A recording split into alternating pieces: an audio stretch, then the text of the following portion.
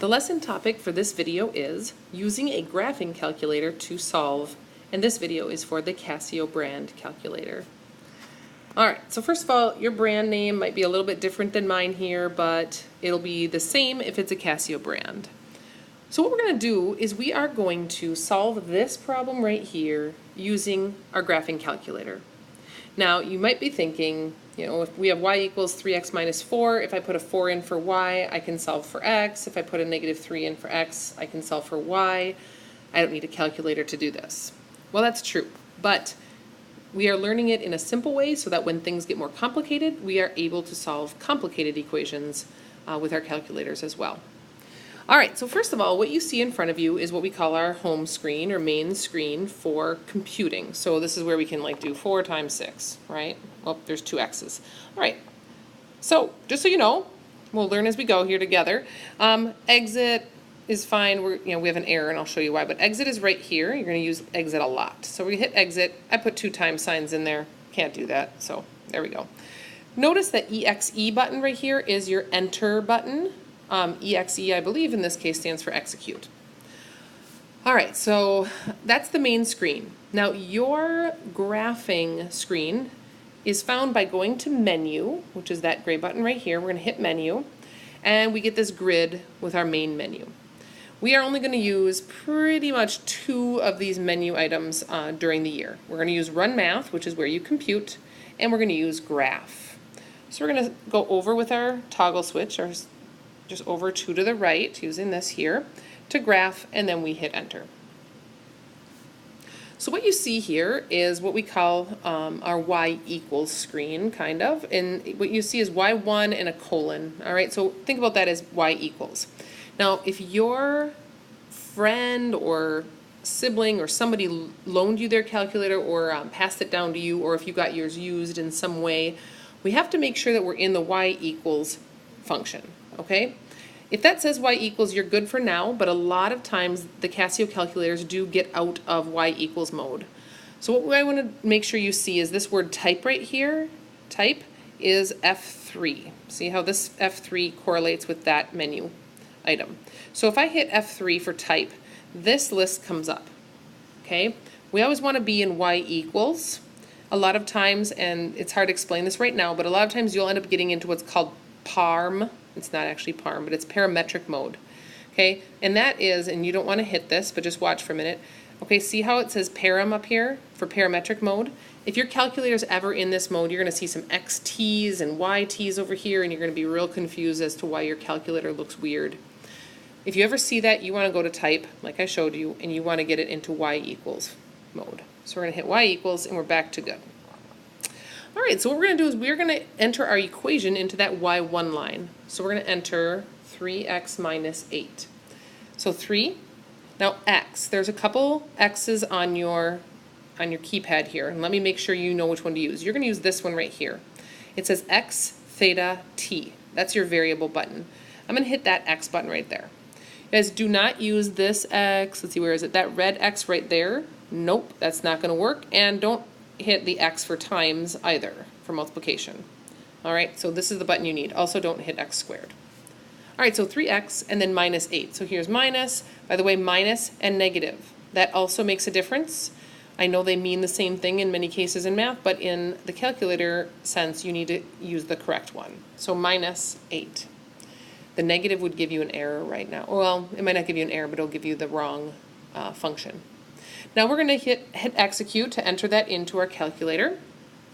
And then we want to draw that line. Draw is right here. See that draw? That's F6. So we're going to hit F6 to draw the graph. Alright, so that's what our function looks like, and it makes sense if you think about it. Right here is negative 8, just like our function has negative 8 for its y-intercept, so that's down there. And then it goes up 3 and right 1, up 3, right 1, and that's our graph. Okay? So there's our line. Now, one thing I want to mention is that if you don't see your x and y axis the way I see them right now, we need to learn how to get our calculator in the right window. Okay, and we're going to use this a lot.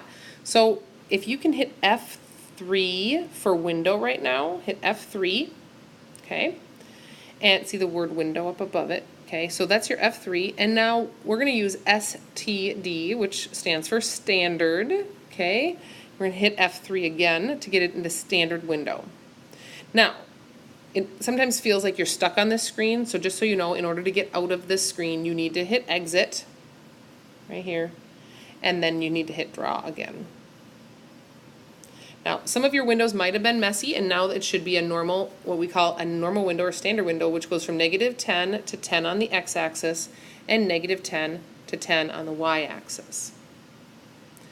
All right, so let's get down to solving. And I'm actually going to start with the second one first. This is the easier one.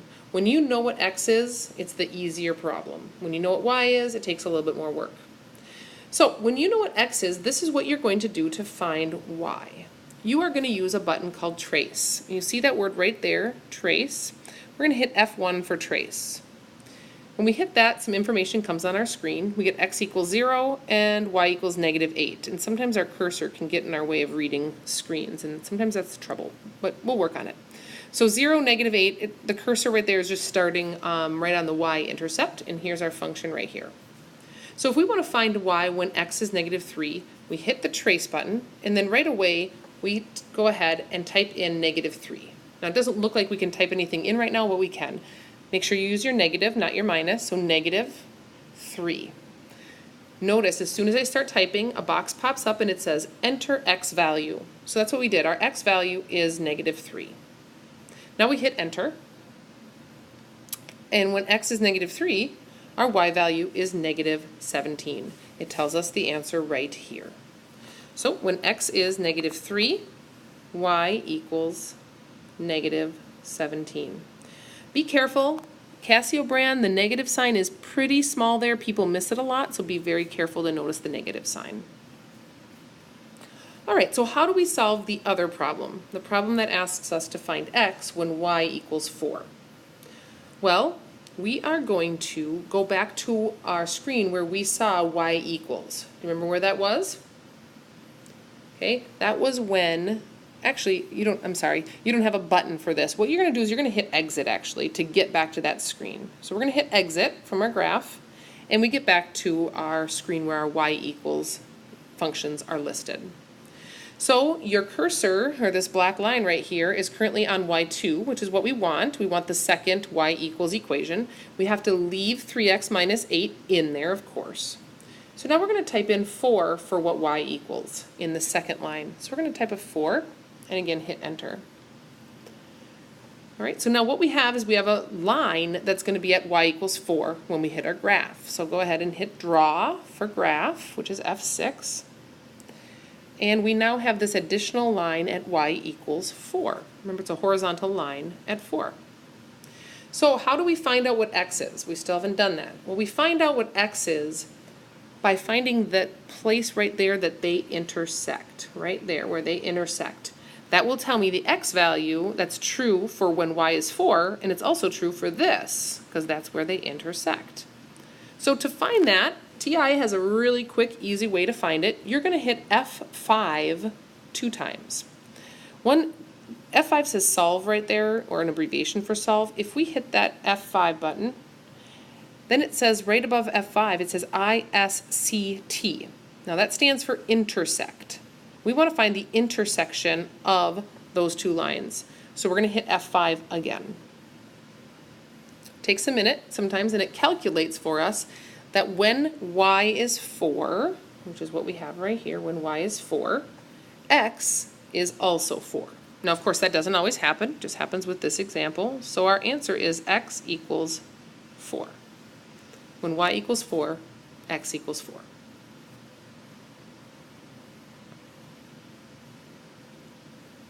Now, if we would have put those numbers in, remember, if we would have put these numbers into our equation, that's what we would have got algebraically. So if I put a 4 in right here, I would add 8 to both sides, and I'd get 12, and I would divide by 3, and I would get 4.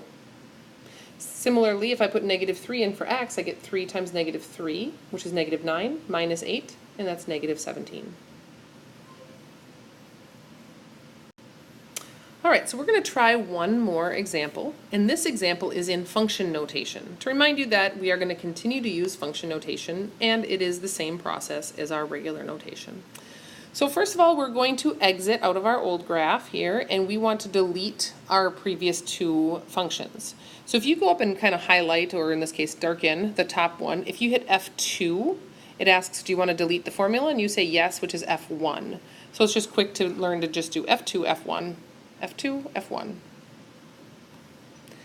All right. So we're going to put this function in. Now remember, if it says f of x equals negative 2x minus 9, remember f of x is another name for y. So we're going to put that in just the same. So again, negative down here, 2, variable right here is x, and then minus, this time we have to use the minus, 9. And there's our function. We're going to go ahead and graph that, so draw, and there is our function. So this time, the first one that we're asked to find is find f of negative 2. Now remember, f of negative 2 means that x has been replaced with a negative 2. So x is negative 2. What do we use when we know what x is? That's the quick one. We use trace. So we're going to hit trace, and we're going to type in negative 2. So negative 2. Again, this pops up to remind you that you're in the right place. X is negative 2 is what we know. X is negative 2. And we are going to hit equals, or enter. When x is negative 2, y is negative 5. Okay. If it would have helped you, I was going to say this at the beginning, I forgot, sorry. If it helps you to think about, okay, this is when x is negative 2, you could have written x equals negative 2 at the beginning of the problem to remind you that you're putting a number in for x, so that you can solve for the y value. All right, so then the last one here, find x when f of x equals 4. So again, f of x is another name for y. So what we're doing is we're trying to find x when we know what y equals. So y equals 4. We want to find out what x equals. Remember, we do not use trace for this. We need to go back and put another equation in for y. So we hit exit. And we type the number 4 in, which I think is the same y value I used on the previous example. Hit enter, draw, and we have our two lines, and we want to know where they intersect. Do you remember what button you use for intersect? F5 twice, so F5 and then intersect F5. So when y is 4, like it shows right here, whoops. When y is 4, what's our x value? Well, it's negative 6.5. So negative 6.5. Okay. All right, so we will practice this in class, and we will also probably have a step-by-step written out document for you to look at if need be.